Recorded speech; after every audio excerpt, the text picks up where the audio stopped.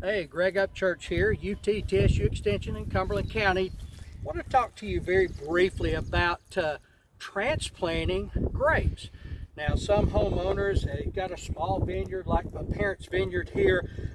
They want to maybe have a variety that they like, or they have a neighbor that's got a variety that seems to be very hardy and they want to transplant that variety into their garden.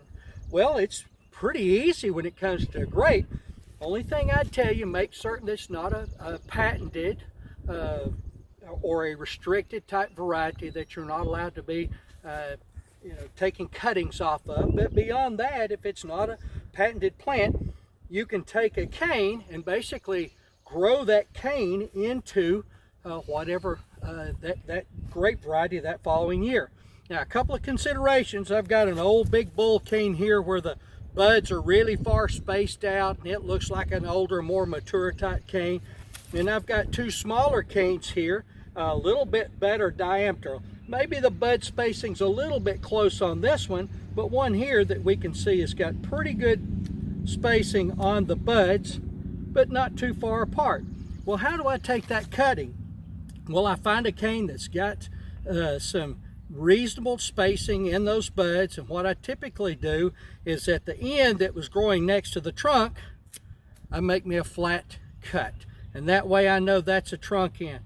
And then I'll count out 4 buds, and then I make me a diagonal cut. Now that gives me an easy reference to see which one's the bottom that's going to go on the ground and the top that's going to be sticking up.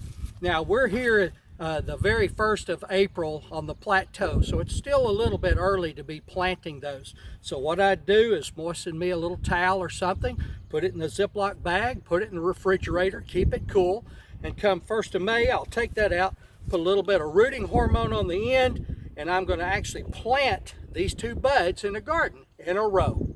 And I'll basically let those, I'll plant me a whole row of these grapes. At the end of the growing season, I'll have an idea of which one grew vigorous and which one was healthy.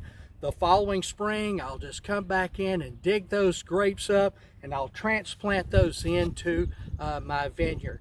Now, it's a whole new process of using growing tubes, and we'll talk about that a little bit later on, using growing tubes, training them to a trellis, and growing them up to a trellis from there.